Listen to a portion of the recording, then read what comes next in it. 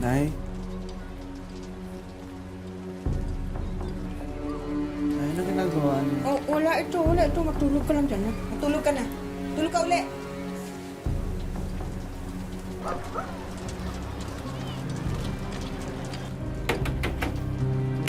Bilis. Anak, dali. Halika. Dito. Dito! Dali!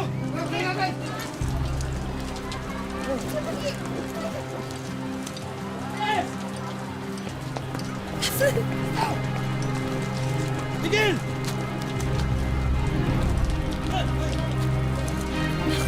Dito ka na. Susundan ko, tatay.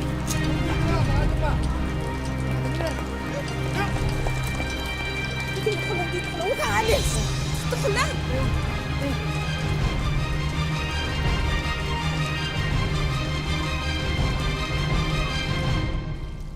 Hindi raw mapipili ng anak ang kapalarang iginuhit ng kanyang mga magulang.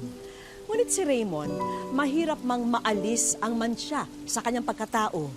Nais niya pa ring mabago ang kinabukasan niya. Magandang hapon po mga kapuso, ito po ang Wish Ko Lang. Simula ng malulong sa bisyo ang kanilang magulang, para na ring naulila sina Raymond. Kasunod kasi ng pagkakadakip sa kanyang ama, naglaho na parang bula ang ina ni Raymond at basta na lang sila iniwan nito. Ngunit sa paglipas ng panahon, dala-dala pa rin niya ang pag-asang mabubuo muli sila bilang pamilya. Raymond, anak, halika. Kain. Halika na.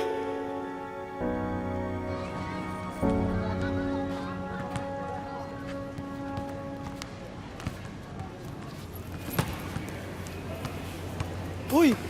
Raymond! Uy! Tulala ka na naman. Kung ano-ano na naman ang iniisip mo. Ano na naman ba yun? Wala to.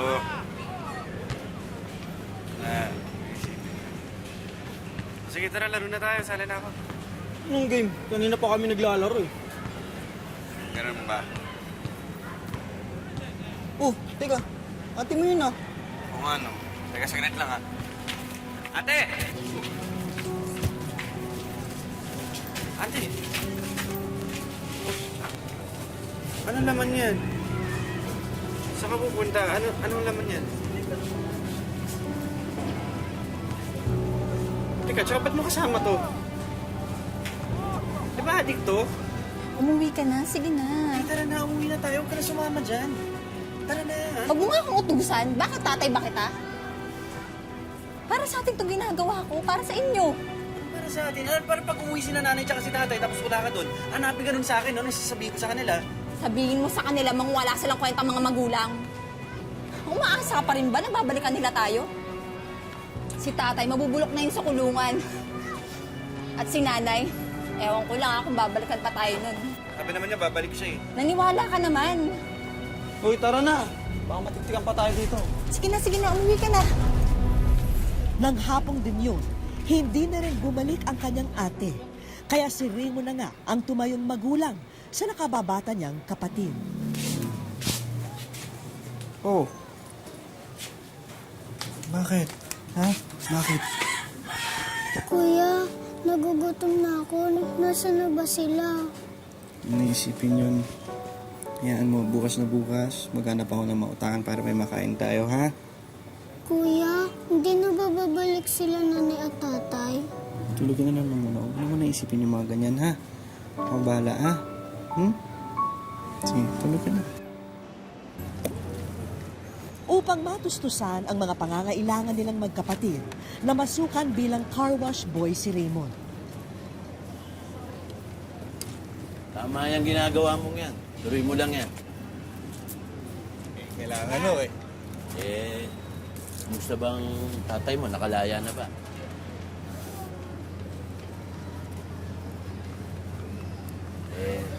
Andiyan ba nanay mo? Ayun, hindi pa rin nung nakakabalik. Alam mo, Raymond, sayang yung kasipagan mo. Kaya huwag kang mag-alala. Ipagpatuloy mo lang pagtatrabaho mo sa akin, yung pagsisipag mo, ako magpapaaral sa'yo. Oh, talaga ba? Oo, pero Pangako mo, hindi ka magbibisyo, ha? Oo, hindi yun. Malabo mangyari talaga yun. Hindi mangyayari yun. Tsaka dapat, isa pa, lagi mo papakita sa akin yung report card mo. At pag meron kang Ay, bagsak, hindi yun. Hindi yun mangyayari yan. Sinasabi ko sa inyo, hindi ako babagsak. Papakita ko sa inyo lagi. yan, ganyan ako na nag-aaral ako eh. Lagi akong first place eh. Hoy! Huy! Ano ginagawa niyong dalawa? Kwentuhan na walang katuturan. Pati kayo gumaya dito, tulungan niyo naman to si Raymond. Ginawa niyo tamba ito, waiting shed.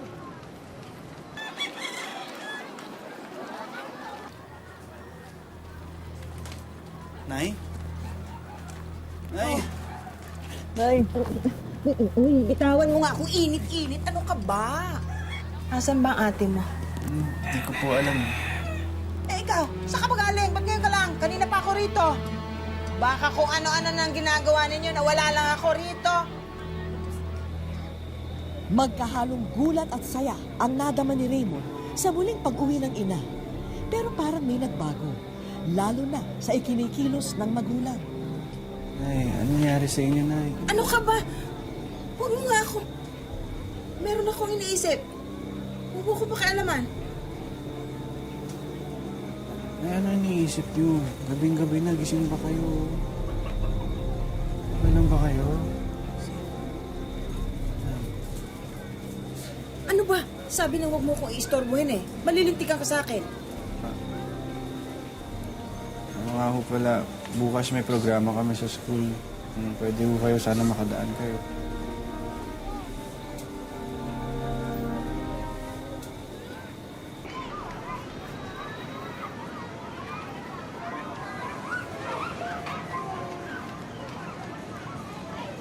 Nay!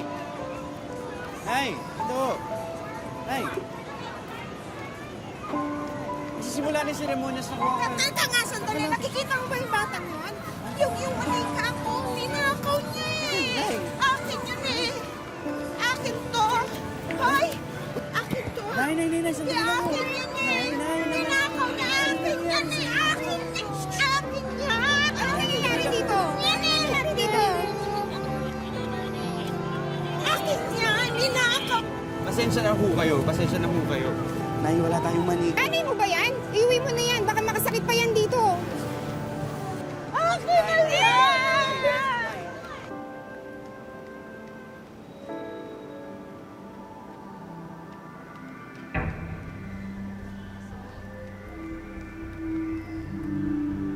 Raymond, anak, nandiyan ka na pala.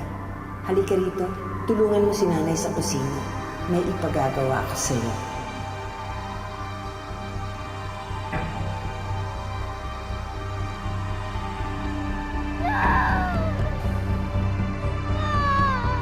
Tumigil ka! Tumigil ka sabi! Mapupuruhan ka sa akin lalo! Tigil ka! Gusto mo? Tawan mo ako! Tigil! Tigil! Nay! Nay, ano yan? Anong ginagawa mo? Akin na yan! Tigil! Saka ba? Saka ba? Gusto mo ako makulong ano? Mo? Pati ikaw! Pupuruhan kita! Nay, tandaan! Akin na yan! Tumigil ka! Nay, bitawan Huwag niya! kang maingay! Sasaksakin ka na eh! Nay! Tigil! Saka pa! Saka pa! Gusto mo talaga pati ako makulong ano? Nay, bitawan niyo na yan! Anong ginagawa niyo? Anak niyo, no? Nay! Nay! Takbo doon!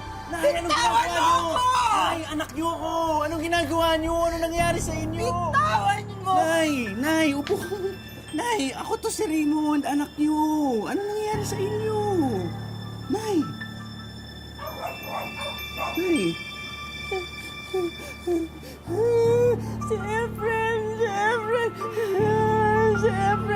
Si Efren! Kinuha nila si Efren! Mga walang yan sila!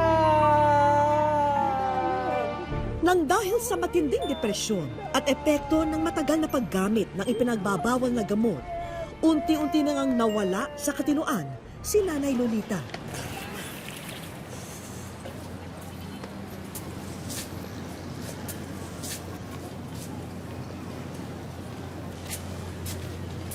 Malalim ang iniisip mo, bata.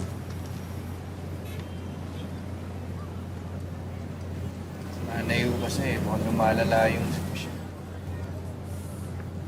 Alam mo, Raymond, huwag mo mamasamain yung sasabihin ko, ah. Alam mo, kasalanan din naman nilang lahat yan, eh. Napagkalulong sila sa masamang bisyo. Pero, nangyari na nangyari, hindi na natin may babalik yan. May iba ako. Eh, yung ate mo, bumalik na ba? Oo, yun. Wala nagpaparamdam. Alam mo, Raymond, minsan nga naman ang buhay, eh. Nakaka-jackpot ka, pero puro kamalasan. Pero nakikita ko sa'yo, may tama ka at malinis na puso.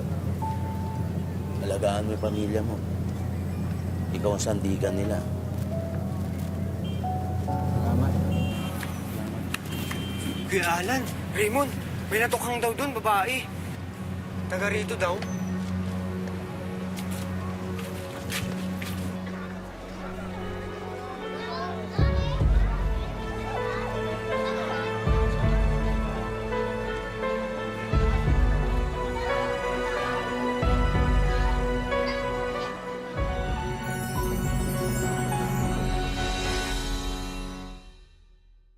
Wish ko lang.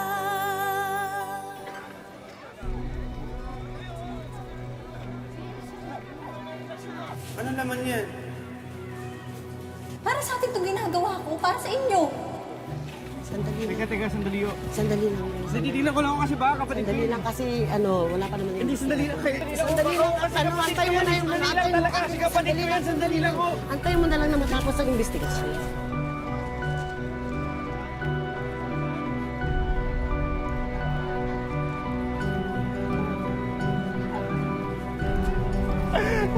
Raymond! Hindi yan ang ate mo. Alam ko kung nasa ang ate mo.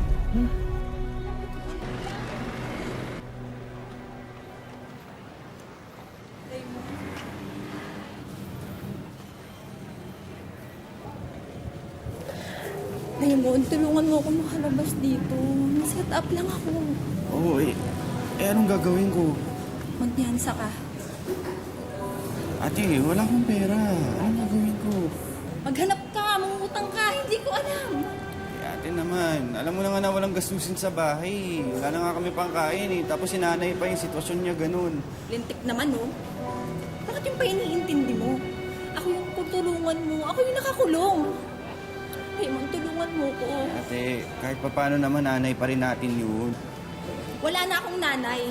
Kung ganyan din naman ang ganyan, mabubulok ako dito sa kulungan. Eh ano nga gagawin ko? Kung wala kayong silbi, pare-pareho kayo nila nanay. Ate!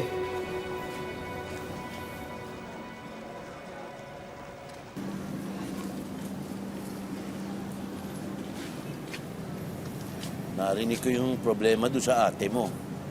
Alam mo gusto ko man tumulong, kaya lang masyadong malaki yung halaga na hinihingi.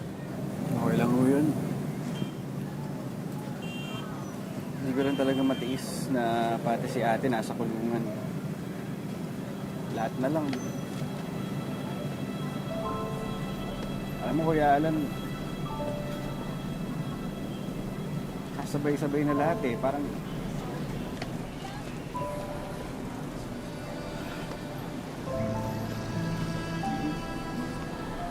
hindi ko na alam gagawin ko eh.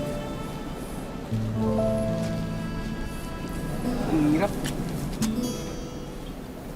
Alam mo, Raymond, hindi sa wala ka magagawa. May magagawa ka. Unang-una, bata ka pa. Matalino ka. Masipag ka. Hindi naman ibig sabihin porke wala kang mabibigay na pera. Wala kang magagawa. Mag-aral ka. Tulungan mo gumaling ang nanay mo. Bantayan mo yung kapatid mo, alagaan mo. At wag na wag mong iisipin, Raymond, na huli na ang lahat. Lagi may pag-asa. Parating may pag-asa. Ha?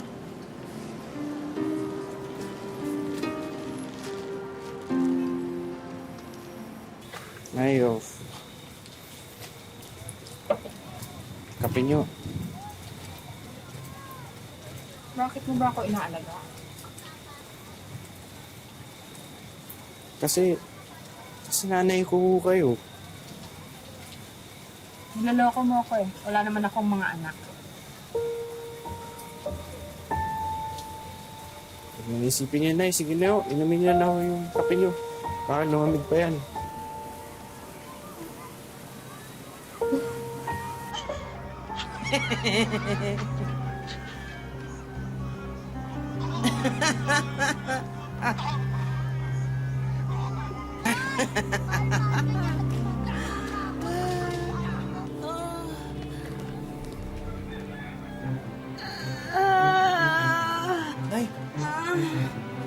Nay! Nay! Nay, okay ka lang? Nay, ano nararamdaman mo? Nay, saan? Nay!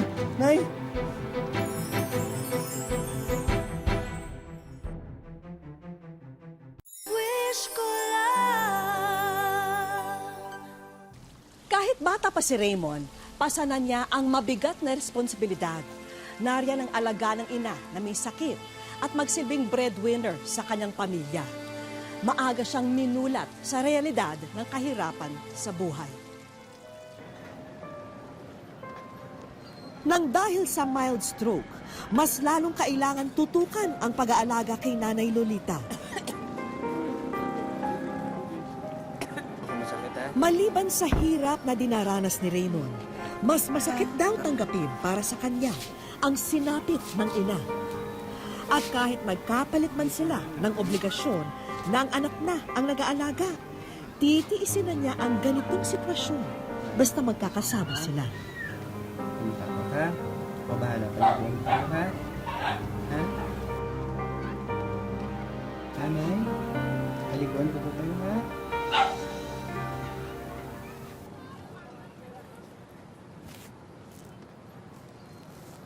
Ay naman!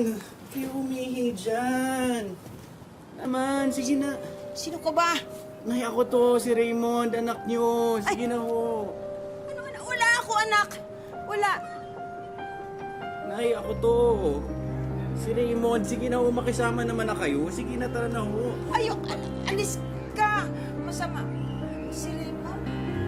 Hindi ikaw si Raymond. Baby pa si Raymond ko. Nay, ako nga ho ito, lumaki na ho ako.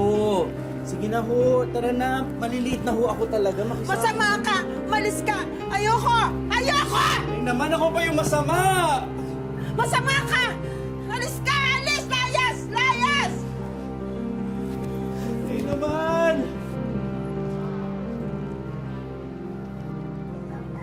Ano ba? Ano ba ginagawa ko sa inyo? Ba't kayo ganyan sa akin? Iniisip ko lang naman kayo eh. Hirap na ako. Minsan ba sinisi ko kayo? Ha? Sinisi ko kayo sa buhay natin? Hindi naman, di ba? Ba't niyo ako pinapahirapan ng ganito?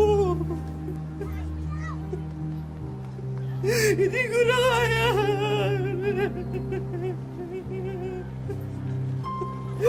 Kaya nakala ko, inaalala ko, ako pa yung masama. Nakakapagod din, Nay. Tsaka sakit-sakit. Ako pa yung masama, ako pa yung walang silbi, ako pa yung hindi nyo nakikilala. At ako pa yung hindi nyo anak.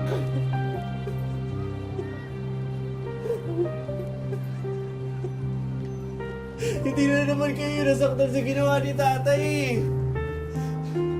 Kami rin naman ni ate, kami rin naman ni Diego. Ang hirap-hirap, Nay.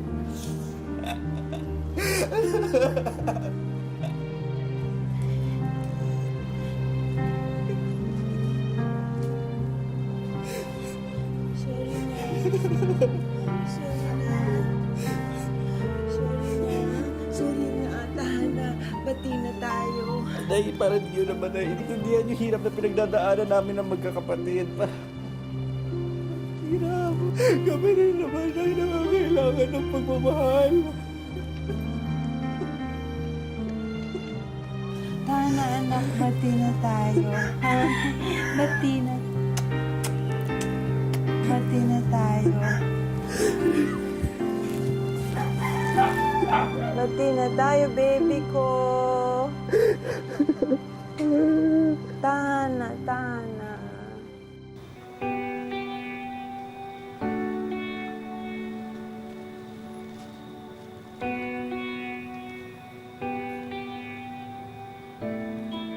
Mas lalo pang nagpursige si Raymond sa pag-aalaga sa kanyang ina, kahit na madalas hindi na siya nakikilala nito.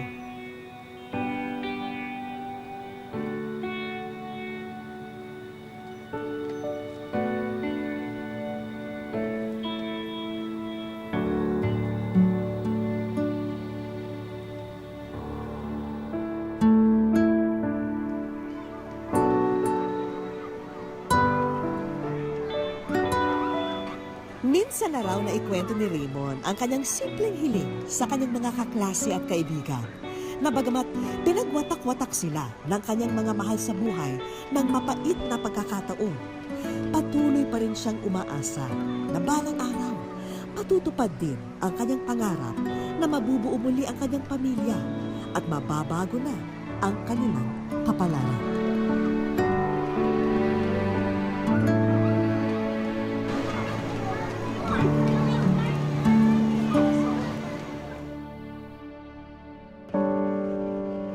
Porsigido si Raymond na makapagtungtong ng kolehiyo at makakuha ng diploma. Kaya ngayon pa lang ay pinagbubutihan na niya ang kanyang pag-aaral. Kasalukuyan siyang nasa grade 5. Para po sa akin na bukas, para po hindi po kayo mag-aasa sa aming mga magulang. Kung wala sa eskwela, dito abala si Raymond. Ang kanyang kinikita sa car wash, ang kanyang pambaon at pantustos na rin sa kanyang pamilya. Minsan po pag may nag-uutos sa akin, sinusunod ko po agad. Tsaka po yung mga pag may pinapagawa po sa akin na na buhat, tapos may pag magpapalaba po, nadadalin doon, sinusunod ko po agad. Tapos nagbibigay po siya ng pera. Sa bahay, kapiling ni Raymond ang ina at kapatid. Mas maayos naman ang kalagayan ng ina ngayon dahil sa nakakainom na siya ng gamot kahit papano. Nung nakakamiss po, wala pong nakapagtanggol sa bahay. Tsaka wala pa yung magsisika para sa amin. Sa murang edad, pinipilit na maging matatag ni Raymond para sa kanyang ina at kapatid. Lalo pat siya na ang tumatayong padre de pamilya sa kanila mula nang makulong ang ama. Sana ko kay Kalanya sa tulungan. Pis na po kita, mahal na mahal po kita. Sana po paglabas mo ito, magbago ka na pa. Awat muna, Raymond, sa mga pinagkakaabalahan mo at isama mo muna ang iyong pamilya rito.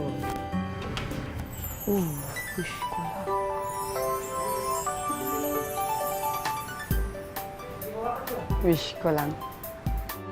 At mula sa amin sa Wish Ko Lang, narito ang groceries, mga damit, laruan para kay Bunso at gamit sa bahay. Pero teka, mukhang mas na-excite si Raymond sa isang nakita. STI, Keep Up Own Pledge.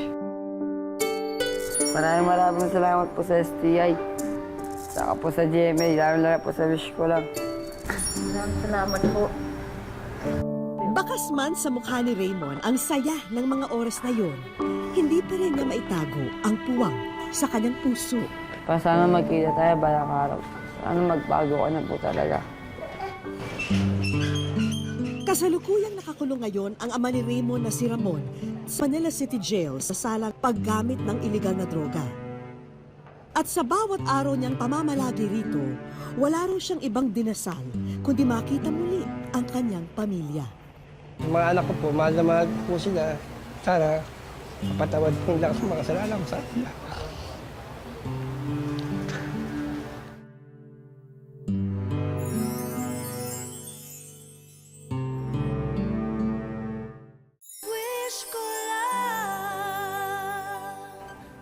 At sa bawat araw niyang pamamalagi rito, wala raw siyang ibang dinasal kundi makita muli ang kanyang pamilya. Yung mga anak ko po, mahal na mahal po sila. Sana, mapatawad po nila sa mga kasalanan ko sa kanila.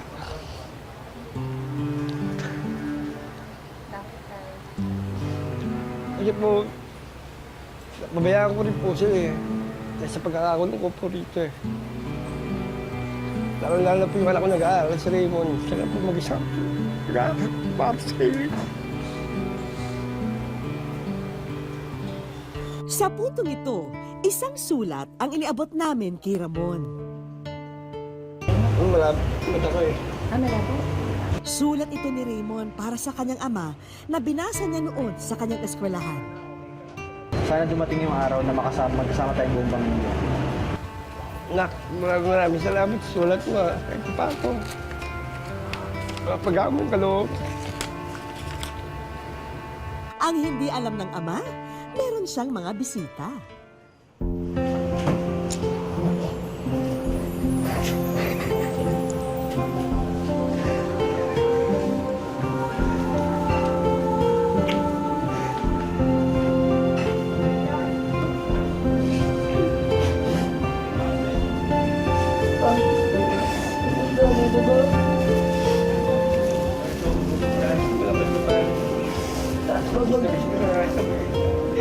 Sana mapaglabas mo dito magbaguan. Kasi mahirap ko nagtatay sa labas. Oo, parang sa kanya. Bago lang para sa kanya.